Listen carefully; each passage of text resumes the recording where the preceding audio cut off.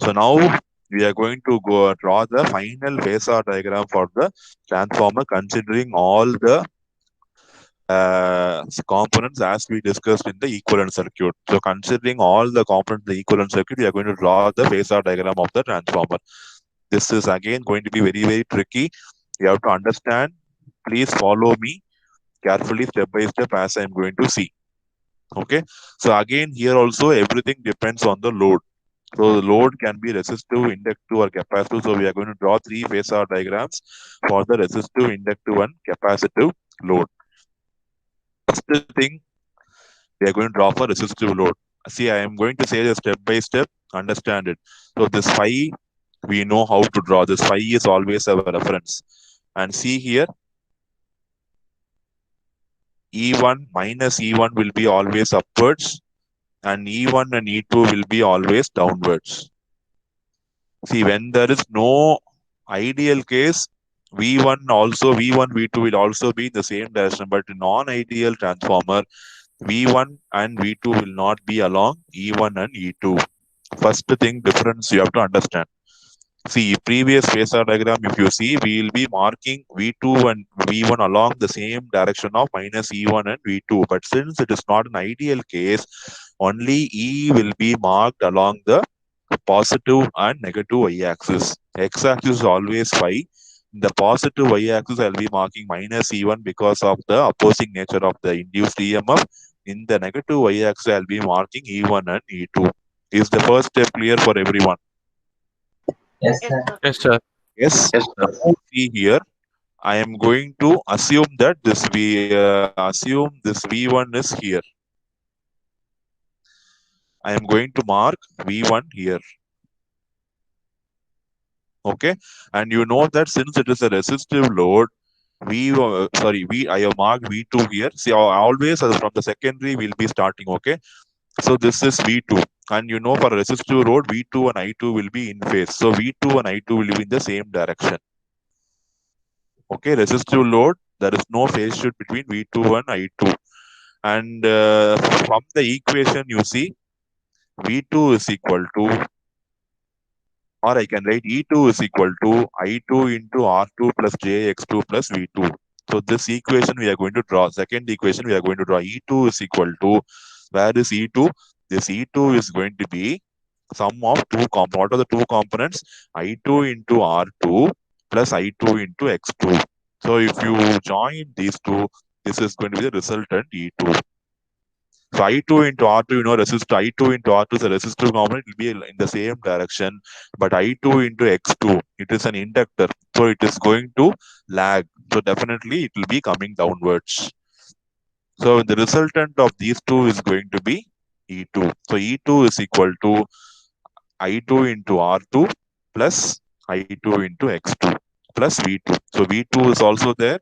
V2 plus I2 R2 plus I2 X2, the entire resultant is going to be E2.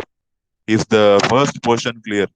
See, nothing. We are going to write. We are going to draw the two equations. We have derived the two equations using KVL, right? That two equations we are going to draw them in the phasor. That's all. That's all we are. That's what we are going to do. See, again, repeat, please. Those who missed it, please understand. Phi reference is always positive x, and positive y will be usually marking V1 and minus E1. But here we'll be marking only minus E1 because V1 is going to be different.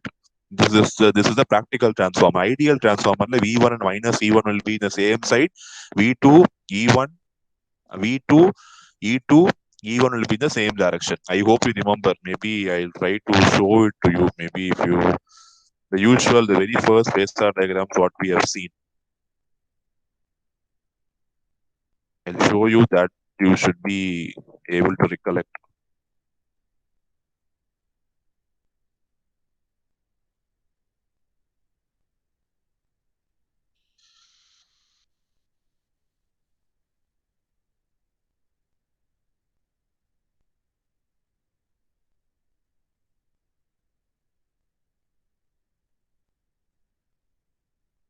Yes, see in this diagram, V1 equal to minus E1 we have drawn, and E2, V2, E2, everything we have drawn the same side because it is an ideal transformer. Can you locate? See here, V1 equal to minus E1. It is your positive y-axis. And the negative y-axis you see, E1, E2, V2. Everything is the same negative y-axis. But since that is an ideal transformer. But in a practical transformer, that is not the case. Practical transformer, the V will be different. After drawing minus E1, E1 and E2, draw I2. So I2 is somewhere here. So I have taken I2 somewhere here. And you know that I2, since it is a resistive load, I2 and V2 will be in phase. So V2 will be in the direction of I2. And you have to draw a component I2 R2. That will also be in the same direction because I am just scaling my voltage. I am just scaling my current I2. I am multiplying by R2. So I2, V2, I2 R2 will be in the same line. And I2 X2 is an inductive component, so it will be coming down. When you add everything, you'll be getting the resultant E2. Same way you see in the numerator in the first equation, E1 equal to I1 into R1 plus JX1 minus E1. Okay, see this three things you know. Opposite to I2, I'll be drawing I1. Okay, see here always opposite to I2, you'll draw I1, and I0 is your no load current, and I1 dash is your load current. So you will be, after drawing I1, you will be drawing I0 below I1 and I1 dash above I1 because it's the resultant. And now see, I want to find my I1 into R1. So I1 is here. So I1 R1 will be parallel to this one. Okay. So minus E1 plus I1 R1 plus I1 X1, if you add, you will be getting the resultant V1. See the equation for V1. V1 is I1 into R1 plus JX1 minus E1. So already minus E1 we have. So start from minus E1. From minus E1, what I should add? I1 into R1. So I1 I1 into R1 will be parallel to this I1. So from the ending point of E1, draw a line parallel here that is going to be I1 into R1. And from that, draw I1 X1. Resultant is going to be V1. V1 is going to be the voltage at the primary. So this is the resistive load diagram, phasor diagram. Any doubt you have? Sir, Yes. sir, I can't understand how the imaginary terms comes. Like I2 X2 and I1 X1. How are you like writing it opposite We to? got the rotation, right? See, our sense of rotation is anti-clockwise, correct? Yes, sir.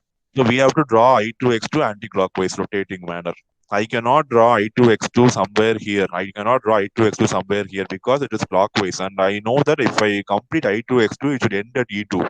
So what is the only possibility I have? From here, I have to complete I2 X2 to end E2. So I have to draw I2 X2 only in this direction. Okay, sir. Okay, sir. Equation, see, I am converting the equation into diagram. See the equation is E2 equal to I2 into R2 plus JX2 plus V2 split into separate term. I2 R2 plus I2 X2 plus V2. So I need to add three components to get E2, correct? So first I have V2. So I have taken V2. Along with V2, I have added I2 R2. So V2 plus I2 R2 is done. So when I am going to add I2 X2, naturally I have to add it only this way so that vectorially E2 will be equal to V2 plus I2 R2 plus I2 X2. You know, when you add two vectors, naturally you have to form a triangle, correct? So that's how you have to see how to complete a triangle so that you'll get the resultant vector. Okay, sir. But for Sir, second, sir, yeah, for in an inductor means the potential will be like leading the current, no, sir. yes, Then here the potential I2 X2 is, it looks like it's lagging, no, sir. leading what? See, it is actually a leakage inductor. Yes, leading what you're saying. Leading the current, sir. See, I am not drawing the phasor diagram for voltage across and current across same inductor. Okay, so I am just considering R I2 into X2 only. I am not considering I2 separately, correct? I2 is Oh, okay, sir. Okay, the sir. Okay, sir. inductor and I2 X2 is the voltage across the inductor, correct? It is Yes, sir. Yes. only, right? Try rotate and see which one will come first.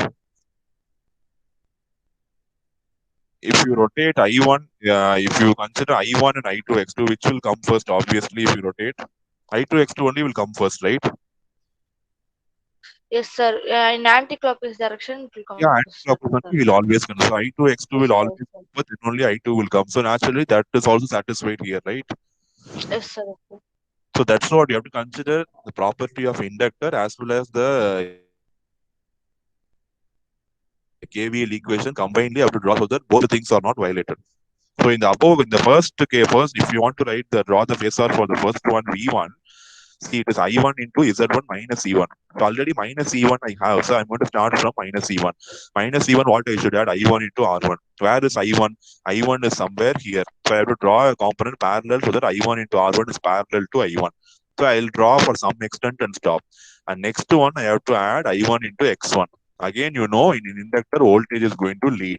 So definitely I1 X1 will be this way and not clockwise, because if you draw only this way, the voltage will lead your current.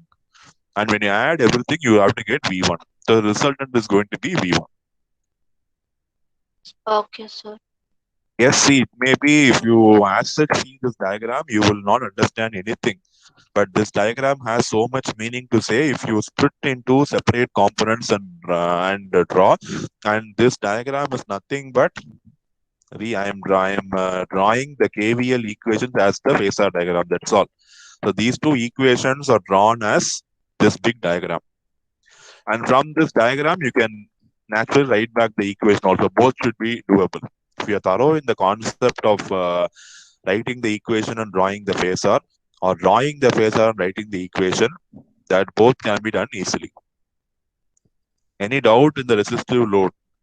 Since it is a resistive load, things are looking easy for you. When you are going to consider inductive load and capacitive load, automatically you have to have a phase shift there also. So the diagram will look even more complex. So see the inductive load. It is even more complex. Maybe I'll say for inductive load, I will not say for capacitive load. You have to understand by yourself so that you will know how the diagram will come. So the standard thing, phi minus E1. Okay, standard parameters I'll show you. Phi minus E1, E2. These are the standard things what you will draw. And mark I2 somewhere here.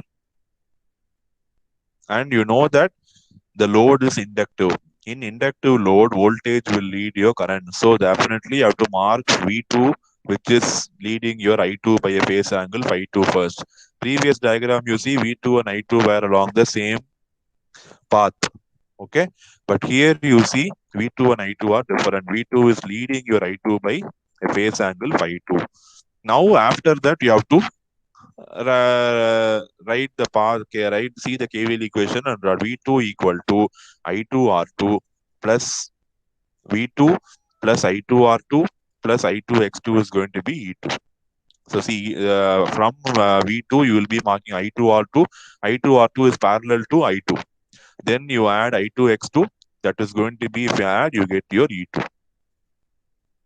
Is that clear? A slight change, and you should know where is the change coming. The change is coming where?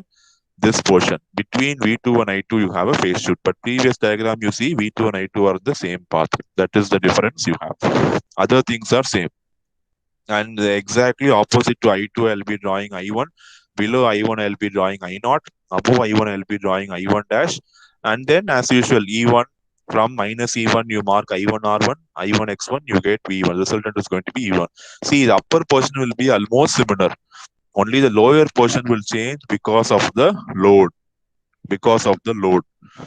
So V2 is leading I2, or V2 is lagging behind I2, or V2 and I2 are in phase will depends on the load only. And the procedure is going